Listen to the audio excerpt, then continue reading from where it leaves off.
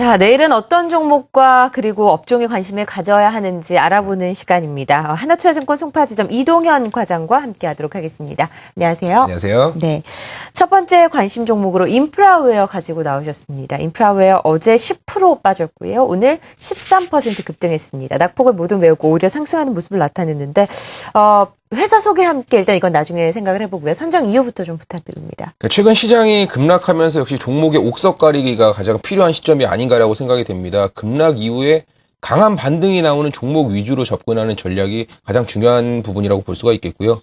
인프라웨어 역시도 아침부터 한 9% 가까이 상승 이후에 조정받고 마지막에 또 강한 상승이 나오는 모습입니다. 이렇게 좀 눈에 띄는 반등이 나오는 종목에서 역시 집중을 하자라는 전략이 지금 가장 중요한 전략이라고 볼 수가 있겠고요.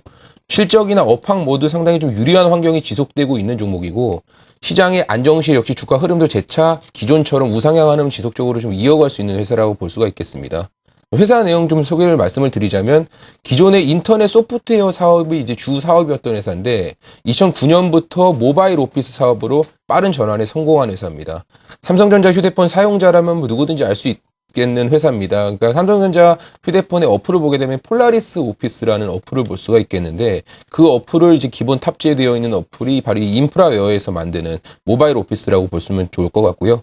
모바일 오피스 시장에서는 세계 점유율 1위를 점유를 하고 있는 회사이기 때문에 지속적인 좀 관심이 필요한 회사다라고 먼저 말씀을 드리겠습니다. 네, 일단 오늘 어제 이렇게 급등락의 이유가 뭐라고 생각하시나요? 물론 가장 큰 거는 시장의 영향이라고 볼 수가 있겠습니다. 네. 어제 기존에 버티던 종목들이 강하게 빠지는 모양이 나왔다라는 거 그만큼 시장이 어느 정도 바닥권이다라고 생각을 하시면 좋을 것 같습니다. 거래소도 네. 역시 마찬가지로 기존에 계속 빠지던 종목들이 계속 빠지는 거는 그렇다 생각을 하는데 버티던 삼성전자라는 종목이 와장창 빠져버리니 역시 시장이 무너질 수밖에 없는 겁니다. 그런 비슷한 시나리오라고 보시면 되고요. 역시 마지막까지 여기서 다시 한번 재차 상승 전환하면서 상승 추세로 복귀하는 종목들이 지금부터 포커스를 잡고 우리 관심을 넣어야 되는 종목이다라고 말씀을 드리겠습니다. 보니까 이틀째 기관이 좀 많이 팔았었네요. 그랬다가 오늘 다시 매수세가 기관이 돌아오는 점을 확인할 수가 있습니다. 갤럭시 S4 수혜주도 최근에 굉장히 많이 올랐다가 변동성이 심한 흐름을 나타냈는데 삼성전자 주가 하락에 따른 영향이 좀 있었겠네요. 아닙니다. 근데 인프라웨어 같은 경우에는 사실 삼성전자뿐만 아니라 LG전자나 HTC 같은 글로벌 안드로이드를 탑재하는 회사들의 대부분을 과점을 하고 있는 회사입니다. 올해 전체 시장에서 이 안드로이드폰 전체 시장에서 약 65%, 내년도는 70% 이상을, 이거 국내가 아니라 글로벌을 말씀을 드리는 거고요. 단순히 삼성전자 스마트폰 판매가 혹시 조금이라도 부진한 현상이 나오더라도 뭐 크게 리스크한 부분은 아니다라고 볼 수가 있겠고요. 오히려 최근에 중국의 화웨이나 GT처럼 중국 업체들의 판매 성장, 스마트폰 판매 성장이 역시 인프라웨어의 성장 확대에 기여할 수 있는 부분이다라고 볼 수가 있겠습니다. 네.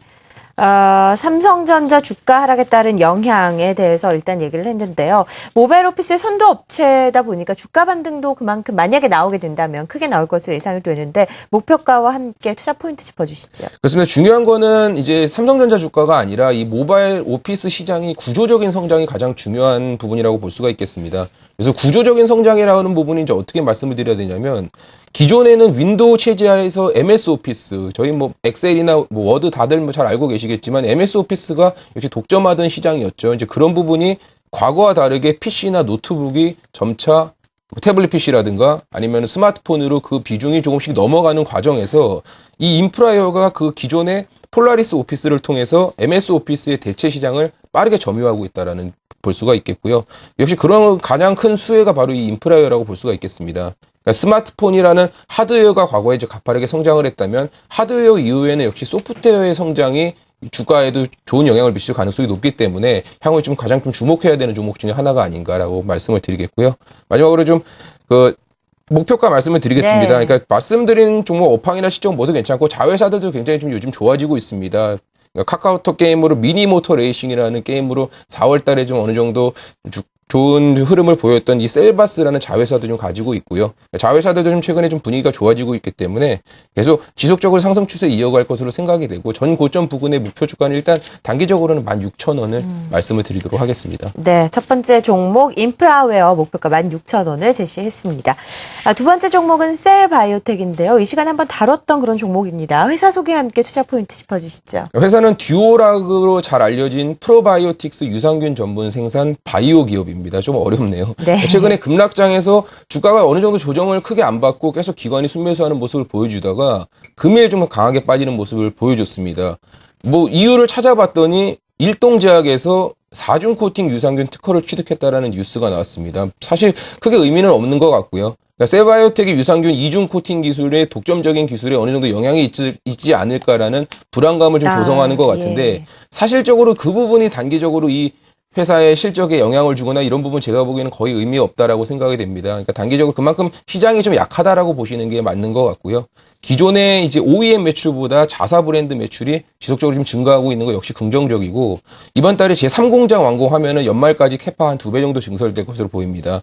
그러니까 시장 리스크에 의한 주가 조정 역시 좀 매수할 수 있는 좋은 기회다라고 보시는 게 맞는 것 같습니다. 셀바이오텍이 그동안 잠잠하다가 본격적인 마케팅 강화에 나서고 있다고요. 어떤 부분에서 그런 점을 캐치할 수 있나요? 그래서 기존에는 이제 아메이를 통한 뉴트리라이트라는 제품, 이 네. 제품도 아는 사람분들 굉장히 많을 텐데 이게 이제 과거에는 이 셀바이오텍에서 OEM으로 아메이에 공급을 하던 그랬군요. 회사고요. 이제는 자체 브랜드 강화를 주력으로 해서 이 듀오락이라는 제품으로 본격적인 마케팅 강화에 나서고 있습니다. 그러니까 어제자 뉴스 보면 배우 이정진 씨가 이제 CF를 촬영했다라고 어제 뉴스가 나왔는데 이게 좀 간과할 수 없는 부분이 이런 중소기업이 유명 배우를 선택을 해서 광고를 한다는 건 회사 이미지에 굉장히 중요한 역할을 그렇죠. 합니다. 제가 예전에 과거에 위닉스라는 종목을 소개를 드리면서 당시에 뭐 조인성 씨가 광고를 하고 기존에는 삼성전자로 납품하면서 그만큼 기술력을 인정받았지만 이제 자체 브랜드 강화에 나선다 하면서 주가도 2배 이상 그만큼 퍼포먼스가 많이 나와줬거든요. 셀바이오팅도 충분히 그럴 가능성이 있는 회사다라고 볼 수가 있겠습니다.